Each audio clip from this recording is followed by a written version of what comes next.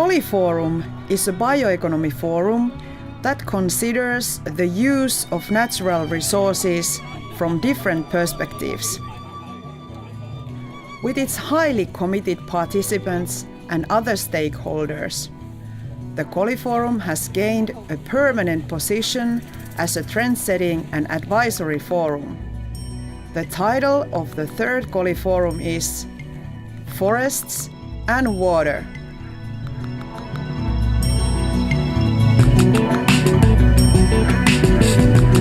Sustainable use of natural resources.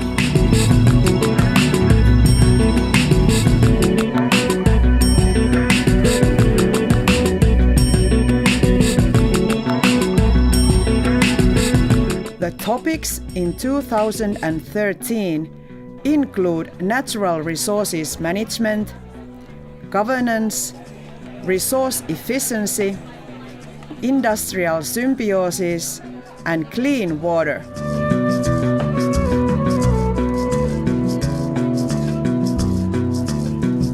The aim is to formulate the results of the forum in the form of feasible solutions, the thesis of Koli.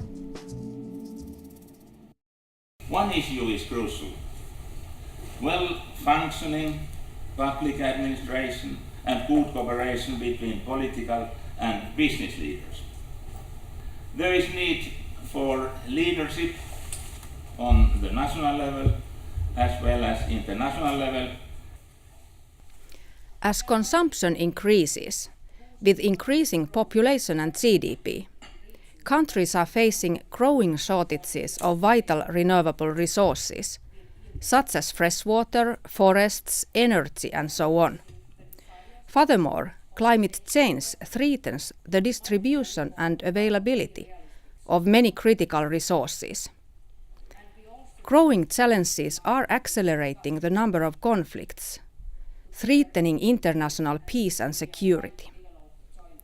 We should seriously discuss if resource efficiency could be a way out of such crises. Can bioeconomy boost economic growth and provide flexibility in reaching the planetary boundaries, or even to stay within? It is also important to remember that forestry represents one of the most cost-effective mitigation actions when it comes to reducing the emissions of greenhouse gases. It is now becoming increasingly clear that REDD+ conceptually is an excellent means by which we can bring about mitigation of emissions of greenhouse gases, provided we are also conscious of the benefits that it would provide to local communities across the globe.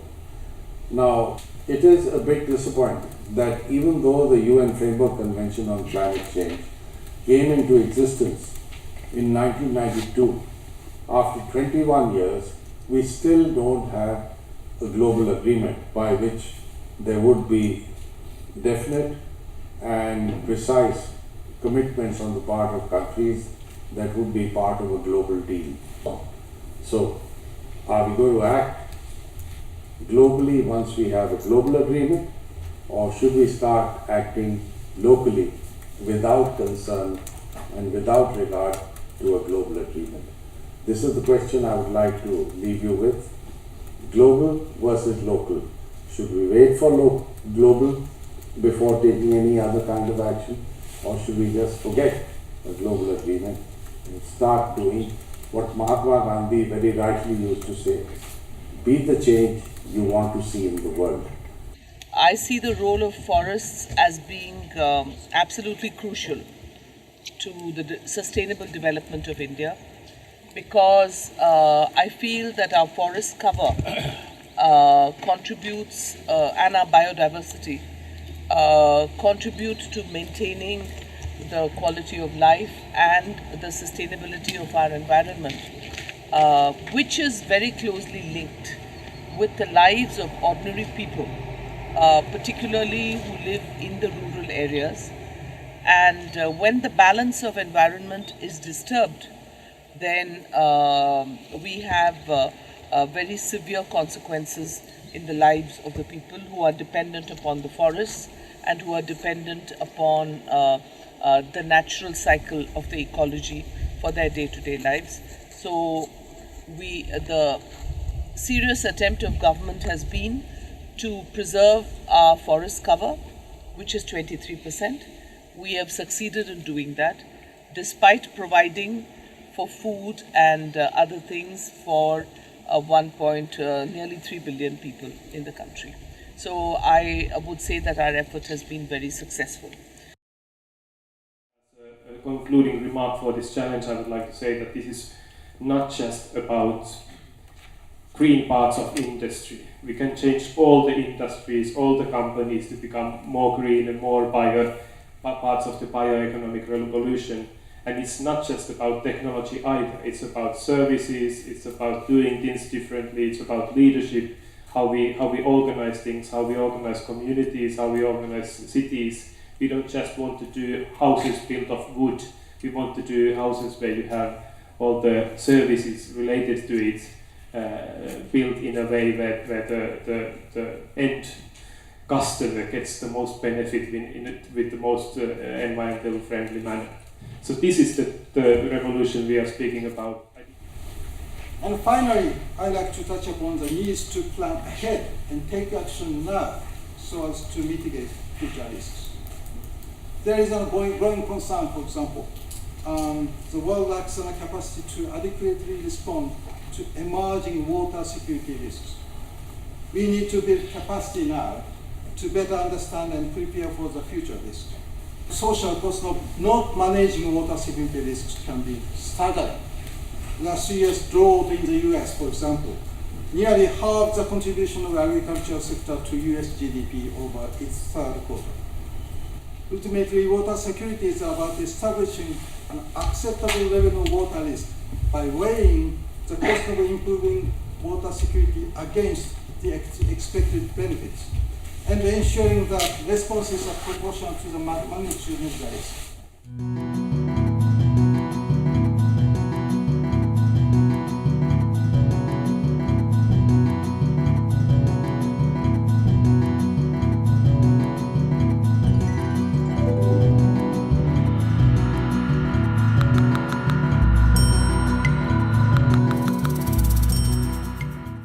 Again, it depends on how we see strategic resource in forests. I mean, it's not just wood, but forests provide rain. We heard this morning in the conference that 50% of China's rain comes from the Siberian forests. So in this sense, these forests, or for instance 50% of Argentina's rain is from the Amazon, these forests are strategically vital, because if that rain slows down or stops, then those countries basically die. As a Nordic country, we've been already kind of showing that economic growth and social justice can be combined with good public-private partnership. Now we only need to, only is a big word because it is a challenge, but anyway we have a good start. But now we need to integrate, reconnect more to the environment and to people. People have to be empowered, they have to be seen as subjects, not objects of the system. We have to become human-centric instead of being system-centric.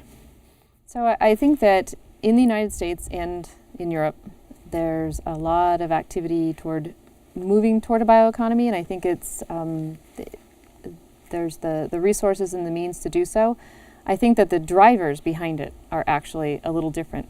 And I think that in Europe, it's probably more of an issue of trying to mitigate climate change. And I think in the United States, when we talk about bioeconomy and energy self-sufficiency from more of a bio-based feedstock, I think the driver is more energy security and job creation. In many of the poorer parts of the world, we already have conflicts where raw material scarcity is a major factor. Raw materials are a major factor of the conflicts. So they're already with us.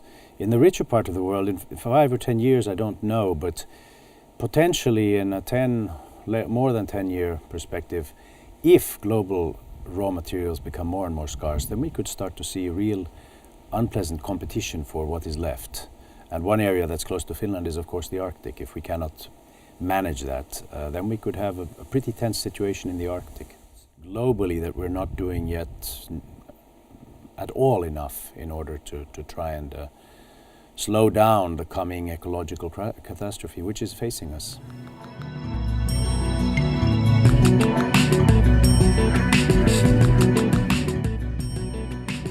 The Koli theses are jointly processed and formulated during the forum by the participants.